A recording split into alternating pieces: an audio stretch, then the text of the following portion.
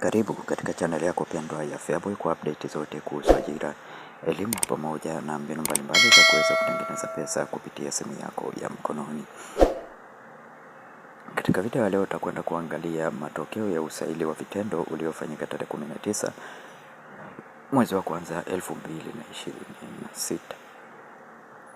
Wasaili wote waliochaguliwa wanatakiwa kuzingatia muda na eneo la usaili.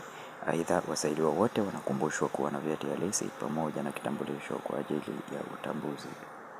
Taangalia mwendesha ofisi daraja la pili.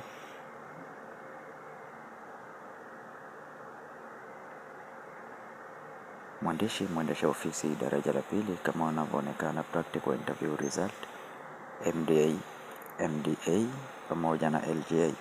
Majina ni kama jinsi yanavyoonekana hapo. Kwa hiyo hakikisha unazingatia tarehe ya kufanya usaili. Ukiona selected, maana yake wewe umeweza kuchaguliwa na umepata nafasi ya kwenda kufanya usaili. Kwa hiyo max zilizochukuliwa za selected mwisho ni max 50. Mwisho max 50 maana yake ni watu 110 walioweza kuchukuliwa. Watu 110 ndio watu ambao wameweza kuchukuliwa hapo.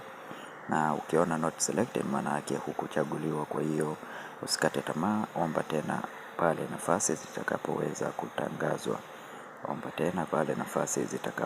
kutangazwa.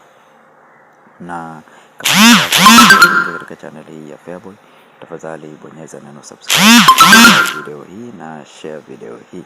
Asante na karibu.